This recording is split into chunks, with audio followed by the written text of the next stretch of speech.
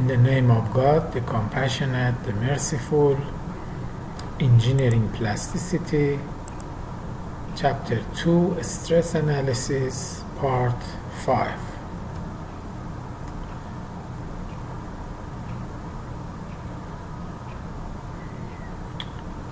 So far, we have shown that S2 is equal to SS squared, Sn squared. And we have also shown what the components of Sn squared are, and we have also obtained the components of Ss squared. Okay? So far, we have shown that if we have a generalized plane, doubly oblique plane, and a generalized stress vector acting on this plane, which is in an arbitrary direction, then we could divide it into two components. One perpendicular to the plane and the other one along the plane. We call this the normal stress and we call this the shear stress. And we have found out all the components related to these stresses. What we want to do now is to find out the principal stresses. Okay? Let's see what the principal stresses are. Well, the principal stresses are those stresses which on a plane on which there is no shear stress. For instance, this plane has a shear stress on it and it has normal stress on it. But if we could change the direction of these doubly oblique planes so that we would only have normal stress and the shear stress would be zero on the plane, then we would say that that plane is a principal plane and that stress is a principal stress. Okay? So to find out the principal stresses, we have to change the direction of this doubly oblique plane so that SS becomes 0. Now, here we have written Sx, Sy, and Sz in terms of shear stress and normal stress. For instance, Sx, we could write it down in terms of shear stress and normal stress like this. The normal stress has a component along the x-axis. So Sn times the cosine ratio cos alpha, which is L, gives the component of Sn in the x direction.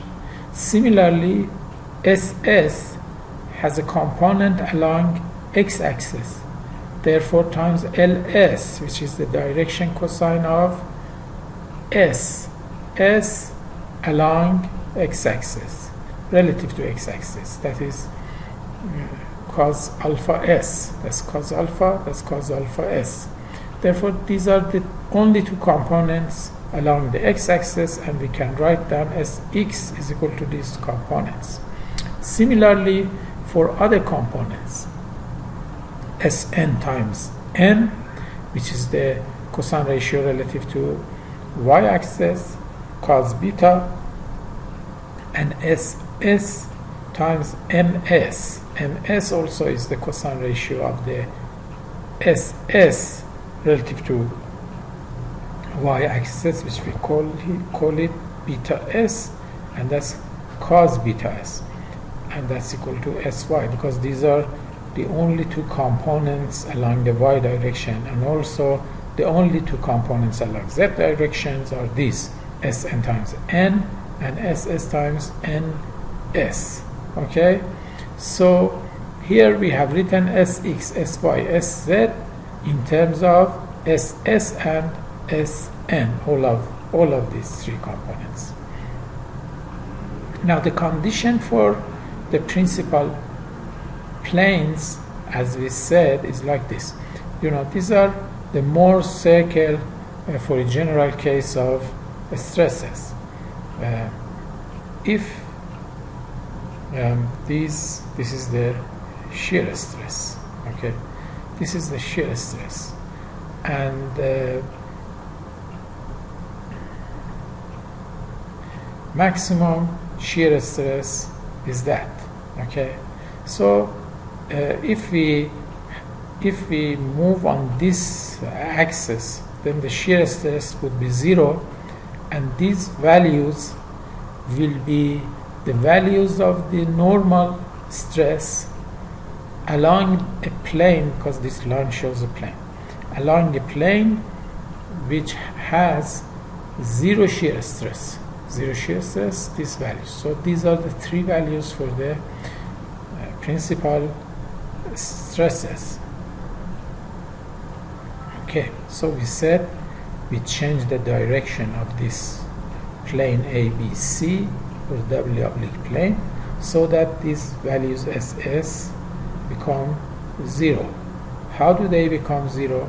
SS becomes 0. If SS becomes 0, then we get Sx equal to Sn times L. That means Ls is 0. So Sx equal to Sn times L, and this Sn here we call it sigma, because this is the principal stress, so we call it sigma. Sx is equal to sigma times L, Sy is equal to sigma times M, and Sz is equal to sigma times M. This sigma is the principal stress. Now let's have a look at this more closely. If we change the direction of this plane to find angle for n, because angle for n makes with this z, for instance, we could find an angle for the W oblique plane so that SS becomes 0 on it. Okay, so we said if we find out that plane, then that plane would be the principal stress plane, and like that. Now the question is, how many of these planes are there? How many times we could change the position of A, B, and C so that we get SS equal to 0? Is it just 1 time, 2 times, 3 times, n times? How many positions are there in the stress space so that SS on this plane becomes 0? Are there 3 planes, 2 planes, 1 plane? So far we have shown 1 plane in here, and obviously because sigma is equal in all of these, so we could write sigma equal to Sx over L, Sy over M, Sz over N, and we find out this relationship, which is for the principal stress. Right.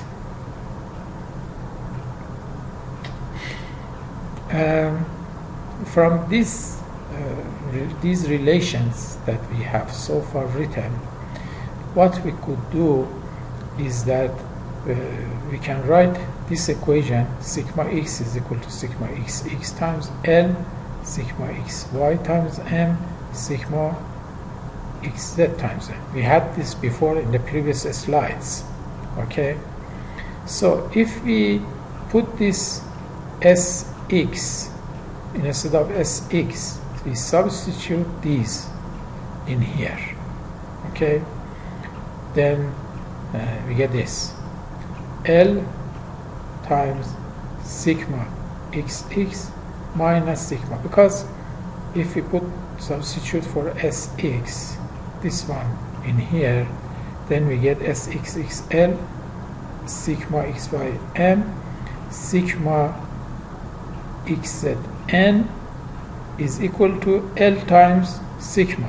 If we bring L times sigma over here and subtract from there, we get it equal to 0, like that.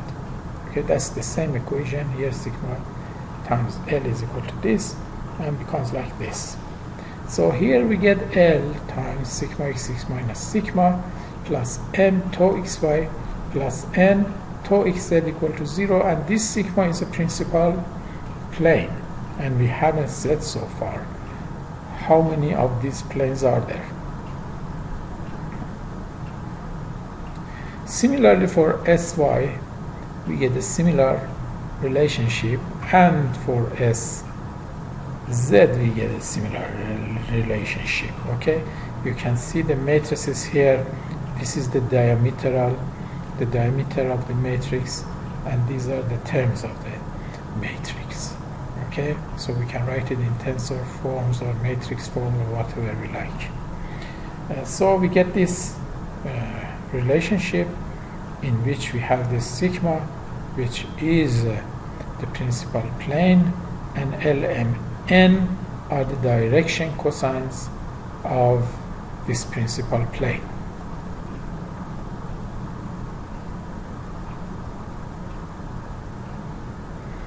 So we call this equations A. Now here it says, now to find the principal stresses, we have this set of equations in terms of sigma and components of the stress and the cosine ratios. Therefore, what we do here is that to solve these equations, we must eliminate Lmn. So we eliminate them, Lmn, like this. We multiply the first equation by sigma yz and the second equation by sigma xz, and subtract the two from each other in order to eliminate n. So the first equation multiplied by sigma yz, and so we get here sigma xx sigma zy minus sigma xy sigma xy sigma xz, because this one is times xz, and this one is that one is sigma times sigma yz or zy, doesn't matter, the same. And the first one m sigma xy zy, and the other one is sigma yy sigma xz,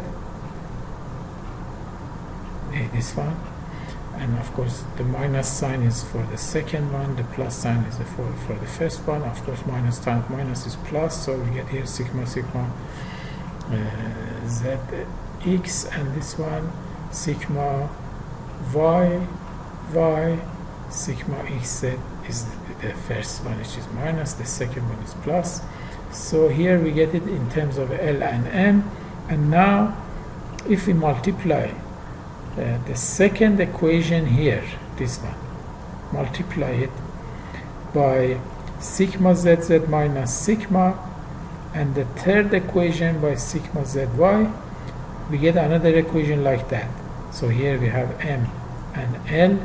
So we got these two new equations. In fact, from these two and these two eliminated N, and now we can eliminate M and L as well. The ratio of L over M, of course, is this over that and that over that. So we can equate these two equations, and the ratio becomes like that. L over M is sigma xy sigma zy minus sigma yy sigma xz plus sigma xz, which is this one, divided by that one, which is sigma, because we have to take it over there or multiply it by minus sign, so it becomes sigma zy, and this one is positive, this one is negative, sigma xx sigma zy, and this one is positive, so sigma xy sigma xz. Okay, similarly for this is that one, this one divided by that one times the minus sign, so L over M, and we get this one which in which L, M and N are eliminated. Therefore we get an equation like that. We get an equation like that in terms of sigma and these components. Here you can see that this is a third degree equation. Okay, third degree equation. It means that it must have at least one real roots, but we will see later on that in fact it has three real roots. That means that there are 3 principal planes, okay, and 3 principal stresses for a generalized state of stress. So if we rearrange it, we get this equation like that, and here you can see sigma 3, sigma 2, and sigma, and this is no sigma in here, so we can write sigma to the power of 3 minus or plus a sigma squared plus c sigma and plus d is equal to 0, and a, b, and c in fact are just coefficients of these principal stresses. We have these principal planes, we know now. We want to know what are the directions. In other words, that doubly oblique planes can have 3 possible positions, out of which we get these principal directions and planes. So we want to know what is the principal directions. In those 3 positions, we have L, M, N for each position, and those L, M, N are the direction cosines of the principal planes. So the principal directions will be known then. Okay, we had this equation before in the previous slide. Now we want to find out the direction cosines. Substitute for L, M, N in these equations the values of direction cosines for principal stresses. Okay, so we will do that. We call these L1, L2, L3, M1, M2, M3, and N1, N2, N3 for the 3 planes. So first we go with the first plane, L1, M1, N1. Okay, we put in all these 3 equations, and we want to find out what they are. And this is for the second one, and also for the third one. Okay, so let's have a look at these that we have just found out. For the first one and second one, what we'll do is this: multiply the first set of equations by L2 and the second set of equations by L1. So this set of equations we multiply it by L2, and this set of equations we multiply it by L1. So we get this: L2, L1, L2, L1, L2, L1, L2, L1, L2, L1, L2. And